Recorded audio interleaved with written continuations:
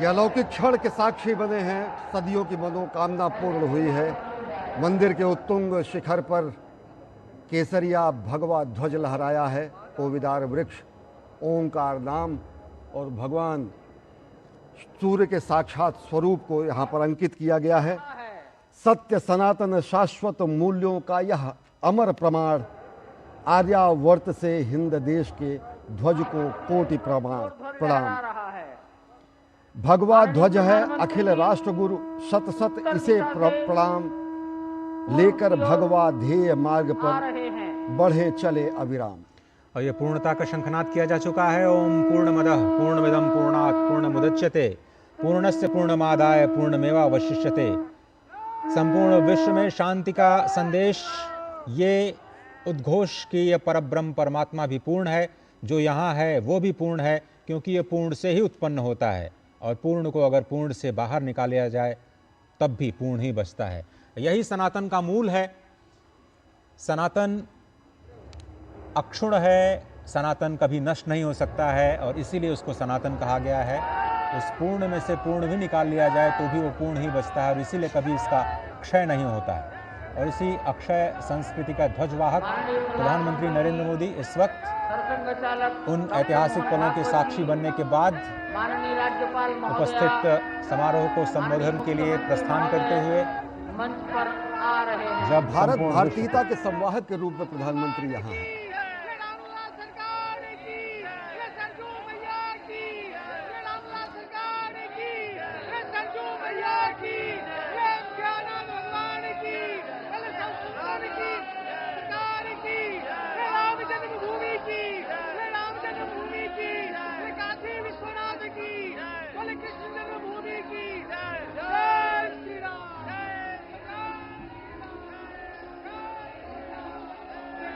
मंच की ओर से आपका अभिवादन किया गया।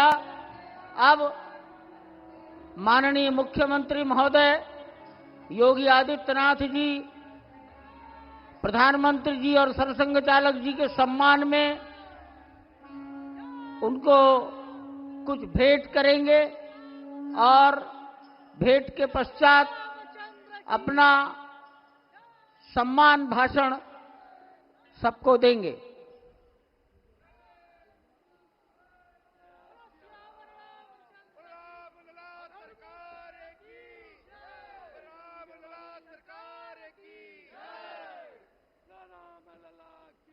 इस सम्मान में रामलला का प्रतिमा और जो ध्वज ऊपर फहराया गया है, आरोहित किया गया है, उस ध्वज को ही प्रतीक बनाकर भेंट किया गया है।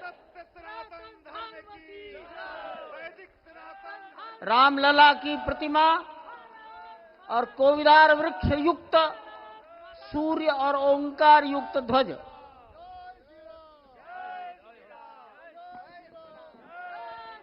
सियावर रामचंद्र भगवान की, माता जानकी की, सरयू मैया की, भारत माता की, नमः पार्वती पतिये हर हर।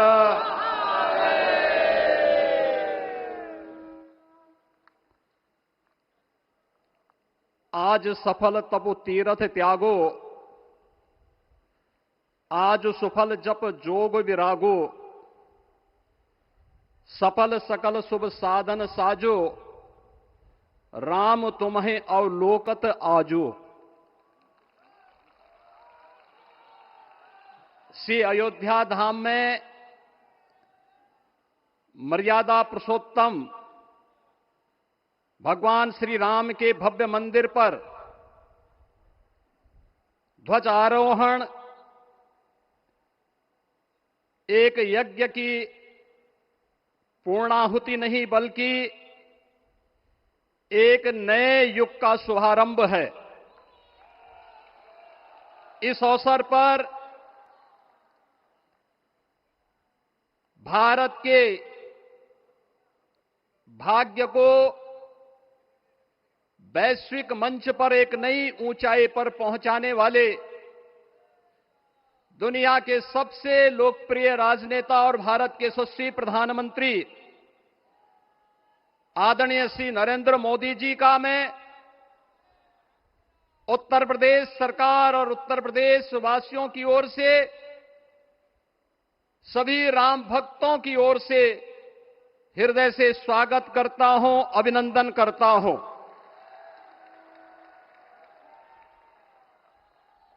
इस अवसर पर अपनी गरिमामयी उपस्थिति से इस संपूर्ण कार्यक्रम के गौरव को बढ़ाने वाले हमारे विचार परिवार के मुखिया आदरणीय सरसंघ चालक जी का भी मैं सभी राम भक्तों की ओर से हृदय से स्वागत और अभिनंदन करता हूं।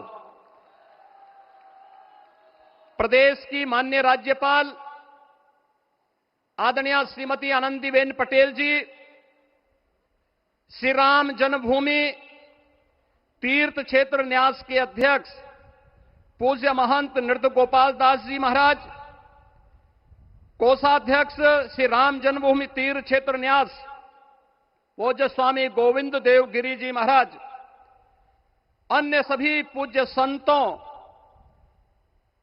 और आप सभी उपस्थित अतिथियों का इस आयोजन में हृदय से स्वागत करता हूं, अभिनंदन करता हूं। बहनों और भाइयों, प्रभु श्री राम का यह भव्य मंदिर 140 करोड़ भारतीयों की आस्था, सम्मान और आत्म गौरव का प्रतीक है। इस भव्य मंदिर के निर्माण में योगदान देने वाले उन सभी कर्मयोगियों का भी मैं हृदय से अभिनंदन करता हूं। आज का यह पावन दिन उन पूज्य संतों, योद्धाओं, श्री राम भक्तों की अखंड साधना, संघर्ष को समर्पित है, जिन्होंने इस पूरे आंदोलन और संघर्ष के लिए अपना जीवन समर्पित किया। विवाह पंचमी का यह दिव्य संयोग इस उत्सव को और भी पावन बना रहा है। ध्वजारोहण उस सत्य का उद्घोष है कि धर्म का प्रकाश अमर है और राम राज्य के मूल्य कालजयी हैं। आदरणीय प्रधानमंत्री जी, 2014 में जब आपने भारत का नेतृत्व संभाला था, उसी दिन कोटि कोटि भारतवासियों के मन में, उनके हृदय में यह संभावना, यह संकल्प और विश्वास का सूर्योदय हुआ। आज वही विश्वास, वही तपस्या, वही अनगिनत पीढ़ियों की प्रतीक्षा आपके कर कमलों के माध्यम से साकार रूप से पूरे भारतवासियों और सभी सनातन धर्मावलंबियों के समक्ष आज इस भव्य राम मंदिर के रूप में है। श्री राम मंदिर पर फहराता यह केसरिया ध्वज धर्म का प्रतीक है, मर्यादा का प्रतीक है, सत्य, न्याय और राष्ट्र धर्म का भी प्रतीक है। यह विकसित भारत की संकल्पना का प्रतीक भी है, क्योंकि संकल्प का कोई विकल्प नहीं। और पिछले 11 वर्ष में बदलते हुए भारत को हम सब ने अपनी आंखों से देखा है। एक नया भारत का दर्शन हम कर रहे हैं, जहां पे विरासत और विकास का एक बेहतर समन्वय इसे एक नई ऊंचाई की ओर प्रदान कर रहा है। तो नहीं दरिद्र को दुखी न दीना, नहीं कहो अबुद न लक्षण हीना। 80 करोड़ लोगों को राशन की सुविधा का लाभ, 50 करोड़ लोगों को निःशुल्क स्वास्थ्य की सुविधा का लाभ, हर गरीब के पास जरूरतमंद को एक आवास की सुविधा, हर व्यक्ति को बिना भेदभाव के शासन की सभी प्रकार की सुविधाओं का, यह राम राज्य की उस उद्घोषणा का जिसका आधार विकसित भारत है, यह उसी का संकल्प है। बहनों और भाइयों, पिछले 500 वर्षों में साम्राज्य बदले, पीढ़ियां बदली, किंतु आस्था अडिग रही, अचल रही। आस्था न झुकी और न रुकी। जन जन को विश्वास अटल था। और जब राष्ट्रीय स्वयंसेवक संघ जैसे यशस्वी संगठन के हाथों में कमान आई तो हर एक मुंह से बिना किसी परवाह करके एक ही उद्घोष निकलता था कि रामलला हम आएंगे, मंदिर वहीं, लाठी गोली खाएंगे, मंदिर वहीं। और एक समय था जब ये वैभवशाली अयोध्या संघर्षों, अराजकता, बदहाली का शिकार बन चुका था। लेकिन आदरणीय प्रधानमंत्री जी के मार्गदर्शन और नेतृत्व में आज अयोध्या उत्सवों की एक वैश्विक राजधानी बन रही है।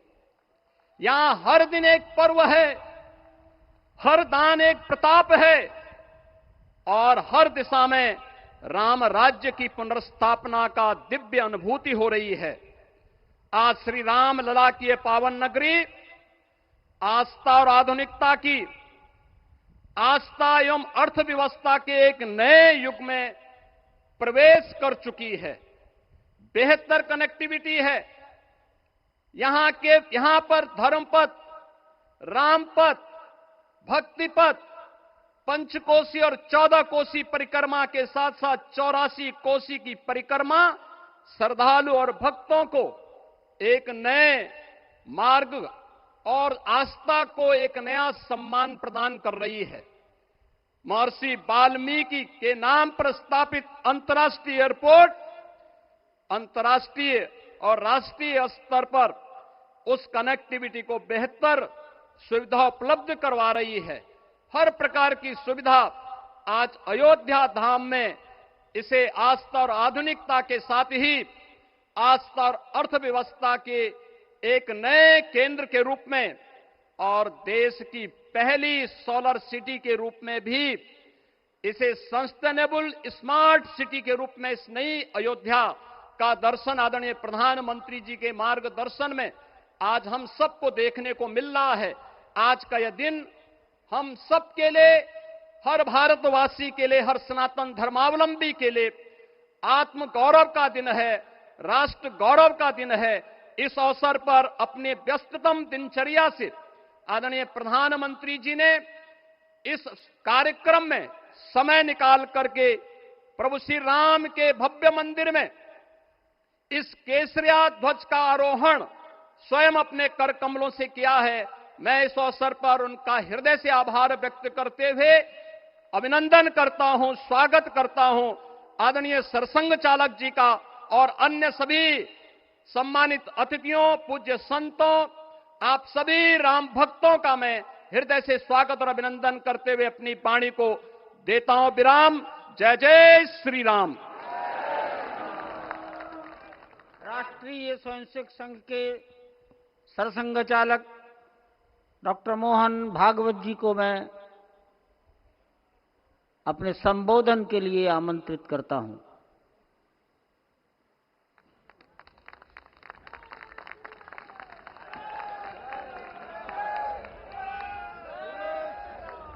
देश के सम्माननीय यशस्वी और जयस्वी प्रधानमंत्री जी आदरणीय नरेंद्र जी मोदी, हमारे उत्तर प्रदेश के सम्माननीय मुख्यमंत्री जी श्रीमान योगी जी, राज्यपाल महोदया, मंचस्थ सभी मान्यवर, उपस्थित सज्जन, माता भगिनी,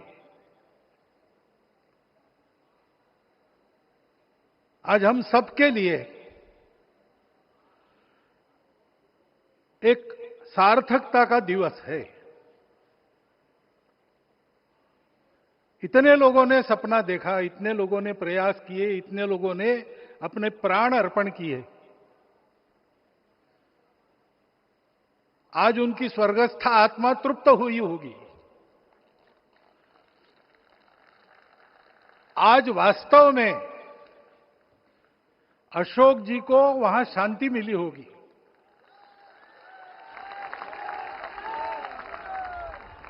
महंत रामचंद्र दास जी महाराज, श्रीमान डालमिया जी, कितने संत, कितने गृहस्थ, कितने विद्यार्थी, उन्होंने अपना प्राणार्पण किया, अपना पसीना बहाया। जो पीछे रहे वो भी रोज ये इच्छा मन में व्यक्त करते रहे कि मंदिर बनेगा बनेगा, बन गया। और आज उस मंदिर निर्माण की शास्त्रीय प्रक्रिया पूर्ण हो गई, ध्वजारोहण हो गया।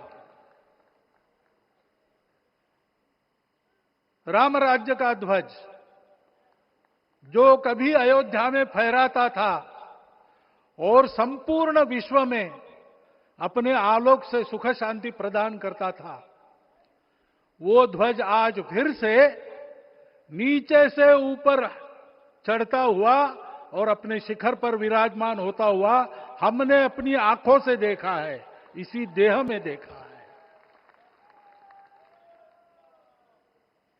ध्वज प्रतीक होता है।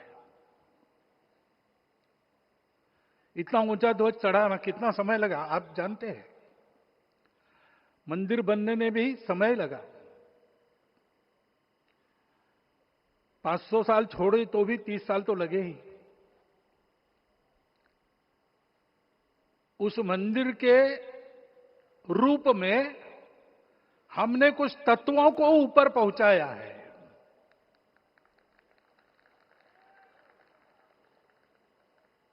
सारा विश्व जिससे ठीक चलेगा, अपने व्यक्तिगत जीवन, पारिवारिक जीवन से लेकर तो सृष्टि जीवन तक सबका जीवन जिससे ठीक चलेगा, वो धर्म, उस धर्म का प्रतीक भगवा रंग, वह इस ध्वज का रंग है। ये धर्म ध्वज है। इस धर्म ध्वज पर रघुकुल का प्रतीक कोविदार वृक्ष है। वैसे रूप देखा जाए तो कचनार जैसे लगता है। और जो खोजी लोग हैं वो खोज कर कह रहे हैं कि मंदार और पारिजात दो वृक्षों का एक तरह से संकर है। दोनों वृक्षों के गुण, ये दोनों वृक्ष देव वृक्ष कहलाते हैं। दो देव वृक्षों के गुणों का समुच्चय ये वृक्ष है। और ये वृक्ष उस रघुकुल की सत्ता का प्रतीक है। वो सत्ता वृक्ष से व्यक्त होती है, जिसके बारे में कहा गया, छायाम अन्यस्य कुर्वन्ति तिष्ठन्ति स्वयं आतपे। सबके लिए छाया देते हैं, स्वयं धूप में खड़े रहकर। फलान्यपि परार्थाय, फल स्वयं उगाते हैं, दूसरों के लिए बांट देते हैं। वृक्षा सत्पुरुषा इव, वृक्ष सत्पुरुष होते हैं। और कचनार के गुण औषधि भी है। कचनार के वृक्ष का अन्न में भी उपयोग है। सब प्रकार से उपयोगी इस वृक्ष का प्रतीक हमने लगाया है। धर्म जीवन ऐसा जीवन होता है। और ये जीवन जीना है, उस जीवन की प्रतिष्ठा करनी है, इस जीवन का झंडा शिखर तक पहुंचाना है। चाहे जितनी प्रतिकूलता हो, चाहे जितनी कठिनाइयां हो, साधनहीनता हो, सारी दुनिया स्वार्थ में बहती होगी, लेकिन हमारा संकल्प है, सूर्य भगवान उस तेज के, उस संकल्प के प्रतीक है। उनके रथ का एक ही चक्र है। 4 चाक वाली